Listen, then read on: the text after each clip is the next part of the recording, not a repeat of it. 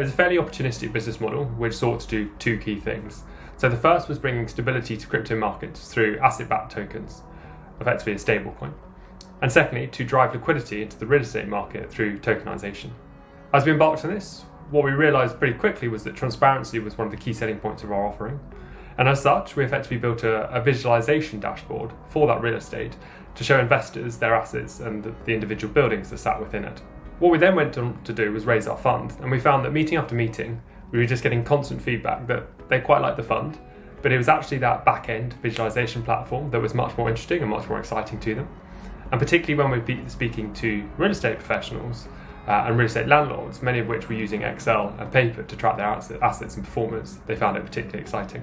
So it was in mid-2019 that we took the decision, on the back of that customer investor feedback, to focus our efforts solely on that property management platform.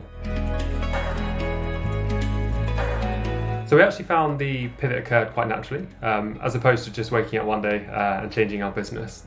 As a result, it wasn't quite going back to the drawing board and having to start from scratch.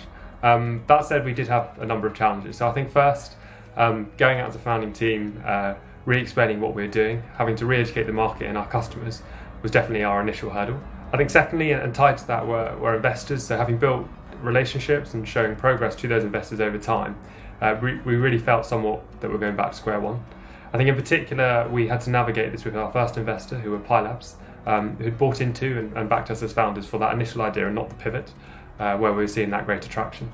And then finally, I think it was a sort of a general rebasing of ourselves, so ensuring that we undertook all the necessary research that you would typically do for a new venture, but not necessarily realise would need to be done for a pivot. So we didn't want to make any assumptions around our customers and their needs. There were three key areas as part of our pivot that we focused on. This was product and market fit, technology build, and then seed capital, so to make it all happen. On the technology front, as founders, we feel that we have very strong domain expertise on the real estate and finance side, and so partnering with a venture builder was the obvious route to go to access that skill. So for the past few months, we've been working with a venture builder in the US, where we've created our prototype and are currently in build mode for our MVP. That's also been very focused on leveraging data into the platform and ensuring the architecture setup is correct from the outset, so we've taken guidance and advice there. And finally, and I think personally, we found it really important to keep our existing investors up to speed and bringing them along that journey with us.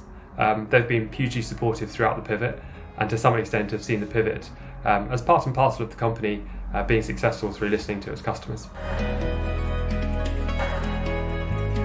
So in short, I think the pivot's been the best thing for the company, particularly the accelerator program, which has been amazing and really challenged us as founders and really accelerated our route to market. I'll say ultimately, although it's been quite a daunting process to pivot and to give up on effectively the past 2 years of work, what we have learned is what sort of does and doesn't work for the team. And that's allowed us to really build a better company more quickly and get our market offering out there much more quickly. Over the long term, I think what we're ending up with is a much more sustainable business model, one which is solving a real pain point which is experienced by our prospective clients, and that's ultimately how we ended up pivoting. And so we hope to be able to continue with that current momentum and continue to build and scale over the coming years.